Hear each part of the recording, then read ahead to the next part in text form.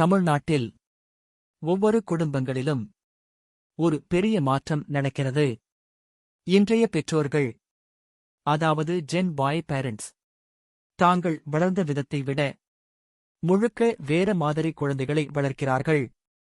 ஆனா அது நல்ல மாற்றமா, இல்லை ஆபத்தான மாற்றமா? இந்த காணொளியில் பார்ப்போம். இன்றைய ஜென் பாய் பெற்றோர்கள் சின்ன வயதில் மொபைல் இல்லை, கார்ட்டூன் பார்த்தார்கள், அவுட்டோர் கேம் விளையாடினார்கள், பெரியவர்களுக்கு பயந்து நடந்தார்கள், மார்க்ஸ் முக்கியம் என்று படித்தார்கள். ஆனா இப்போது அதே ஜென் பாய் பேரண்ட்ஸ் குழந்தைக்கு 2 வயசிலேயே யூடியூப், அழுதா மொபைல், கேட்டதெல்லாம் வாங்கிக் கொடுக்கிறார்கள். அவுட்டோர் கேம் விட ஆன்லைன் கேம் அதிகம்.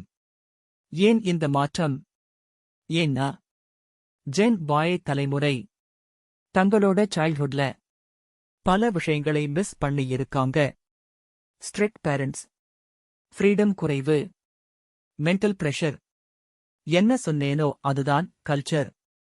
அதனால் நம்ம குழந்தை நம்ம மாதிரி கஷ்டப்படக்கூடாது என்று நினைத்து அதிக ஃப்ரீடம் கொடுக்க ஆரம்பித்தார்கள். இந்த பேரண்டிங்ல நல்ல விஷயங்களும் இருக்கு. குழந்தைகளுடன் நண்பர்களாக இருப்பது, மென்டல் ஹெல்த்தை புரிந்துகொள்வது, டேலண்டை சப்போர்ட் செய்வது, கிரியேட்டிவிட்டியை என்கரேஜ் பண்ணுவது, அடிக்காமல் பேசிக் கற்றுக் கொடுப்பது. இதனால் இன்றைய குழந்தைகள் கான்ஃபிடன்ஸ் ஆக பேசுகிறார்கள், தங்களுடைய கருத்தை ஓப்பனாக சொல்லுகிறார்கள். ஆனா அதிக ஃப்ரீடம் சில நேரங்களில் பெரிய பிரச்சனையாகவும் மாறுகிறது. இன்றைய பேரண்டிங்ல ஒரு பெரிய மாற்றம் அமைதியாக நடக்கிறது.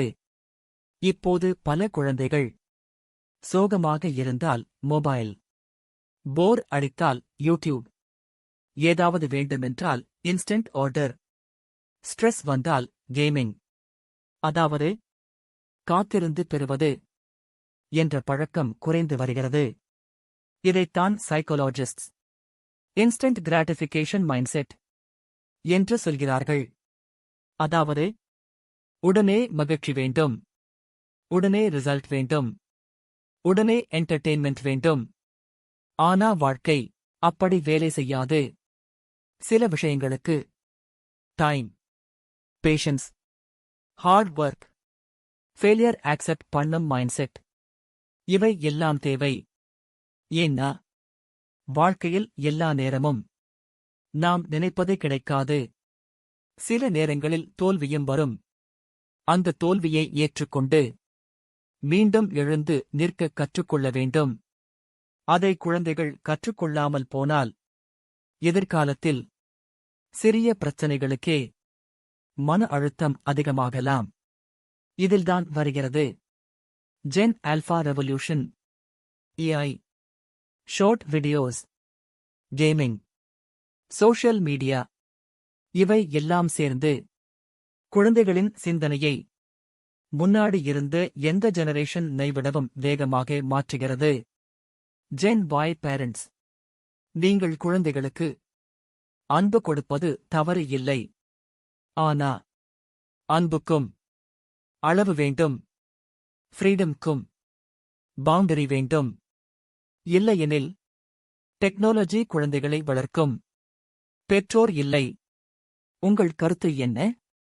இன்றைய ஜென் வாய் பேரண்டிங் நல்லதா, அல்லது குழந்தைகளை பலவீனமாக மாற்றுகிறதா? காமெண்ட் பண்ணுங்கள். Like, subscribe, share. மேலும் இப்படியான தமிழ் சமூக தலைமுறை அனாலிசிஸ் வீடியோக்களுக்கு நோஃபேஸ் தமிழ்